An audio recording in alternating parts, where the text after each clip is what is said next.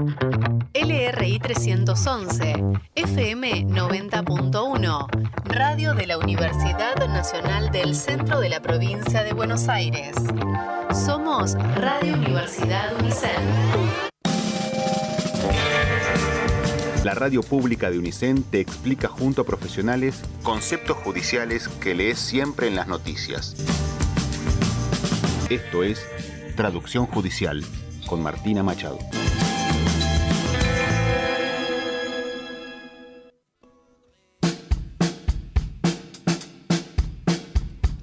Sean todos bienvenidos los oyentes de Radio Universidad a un nuevo programa número 5 de Traducción Judicial. Mi nombre es Martina Machado y hoy vamos a ir adentrándonos en otro de los conceptos judiciales que muchas veces leemos en las noticias y quizás no entendemos. Vivimos viendo en las noticias de robos, por ejemplo, en los que hay una persona a la que están atacando, esta persona se defiende y quizás termina hiriendo o hasta muchas veces terminando con la vida del atacante. Cuando nos cuentan esta noticia, muchas veces pensamos en si la persona es responsable o no, si es juzgable por homicidio o no, o por haber herido al atacante, ¿no? De lo que estoy hablando es de la legítima defensa. Este concepto judicial que se escucha, está muy presente en el debate público, pero también está muy presente en el ámbito judicial. Hoy en Traducción Judicial vamos a conocer justamente qué es la legítima defensa, cuáles son los momentos en los que se puede utilizar y también vamos a buscar ejemplos que nos puedan ayudar a comprender mejor sobre qué hablamos cuando hablamos de legítima defensa. Traducción Judicial. Porque conocer la ley también es importante para entender la información.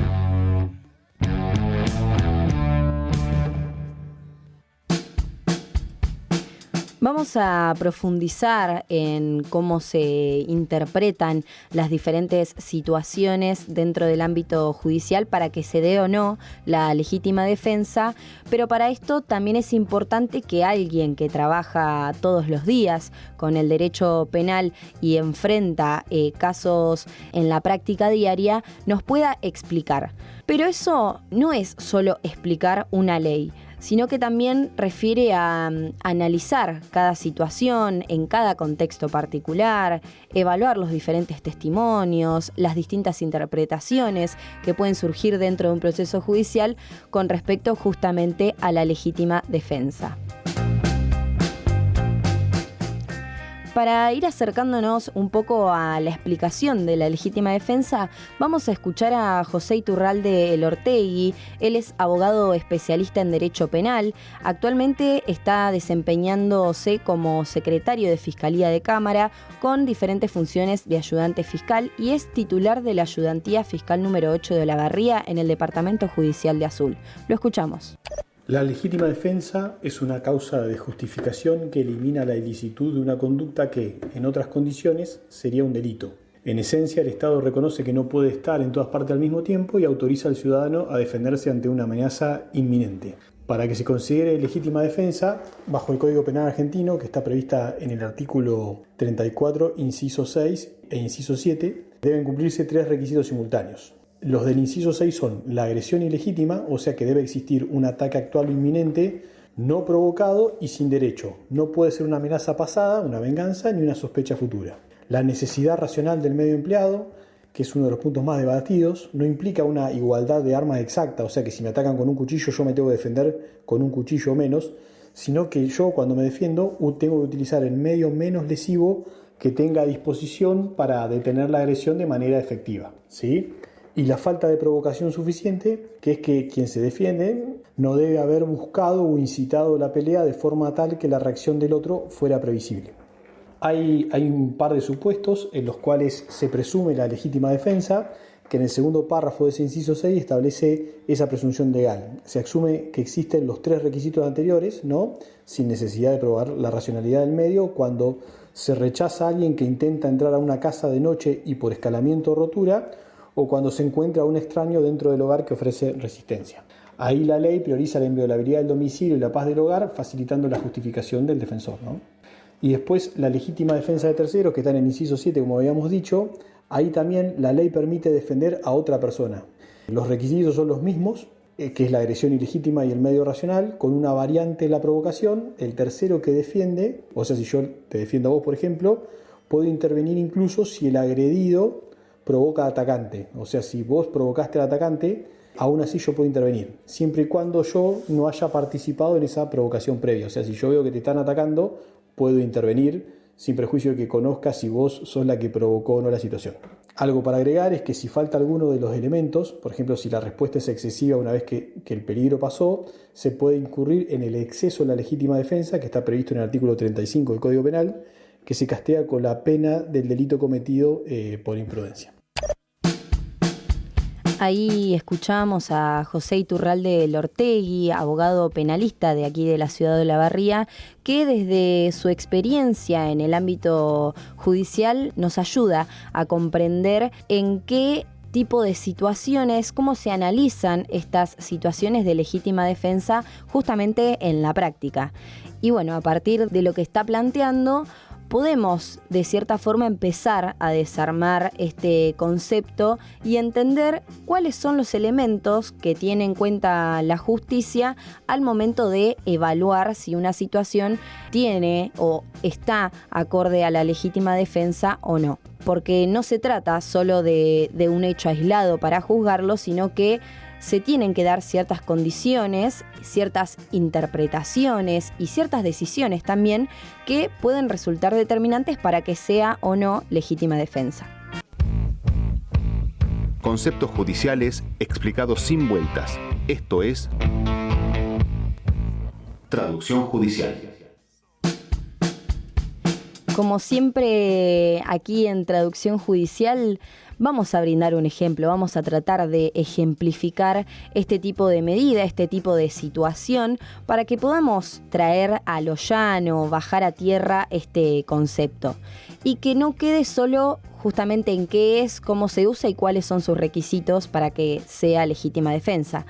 Vamos a escuchar a José Iturralde Lortegui, que nos brindó también un ejemplo bien concreto en donde se puede pensar en la legítima defensa con sus 3 tipos de requisitos que él mencionaba. Recordemos, era la agresión ilegítima, quiere decir que tiene que existir un ataque real, actual o inminente que sea injusto, la necesidad racional del medio empleado, que quiere decir que la respuesta debe ser proporcional al ataque, o sea, no cualquier reacción de la persona está justificada, tiene que estar adecuada para frenar la agresión sin haber excesos.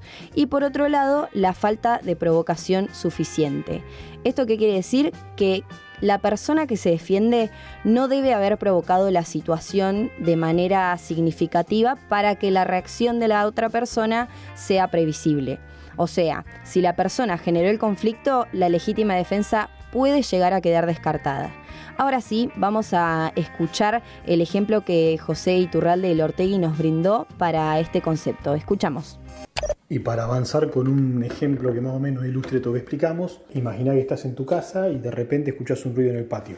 Para que un juez entienda que actuaste en legítima defensa, vamos a usar este ejemplo cotidiano analizándolo con los 3 requisitos que mencionamos. El escenario sería el siguiente, un intento de robo, ¿no? Estás cenando, ves a una persona que está saltando el paredón de tu casa con un fierro en la mano. Te ve, grita que te va a matar y avanza hacia una puerta de vidrio, ¿no?, del patio. Vos tomás un palo que tenés a mano y cuando el intruso rompe el vidrio para entrar, le das un golpe en el brazo para que suelte el fierro y se detenga.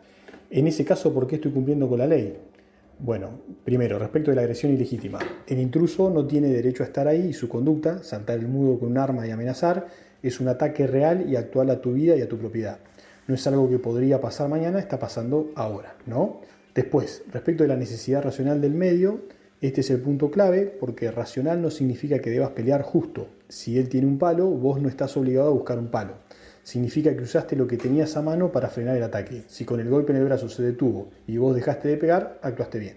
Y después la falta de provocación suficiente, porque vos estabas cenando tranquilo, no saliste a la calle a insultar al ladrón y lo invitaste a pasar para después pegarle. Sos una víctima pasiva de su decisión de entrar.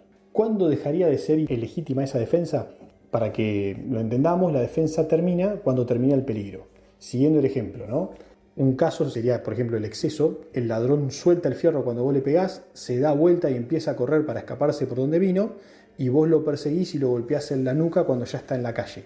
Eso ya no es defensa, es venganza o castigo porque la agresión ya había terminado, ¿no? Y otro exceso es la falta de racionalidad. Si el intruso, por ejemplo, es un chico de 10 años que entró a buscar una pelota y vos, sin que te amenace, le disparás con un arma de fuego, el medio empleado es totalmente desproporcional para el riesgo real. Y también respecto de la defensa privilegiada que hemos hablado, si esto pasa de noche y el hombre está rompiendo tu puerta o ya está dentro de tu living forcejeando, la ley argentina es más directa, ¿no? Se presume que tenías miedo y que te estabas defendiendo legítimamente sin que el juez te exija explicar tanto por qué usaste tal o cual medio.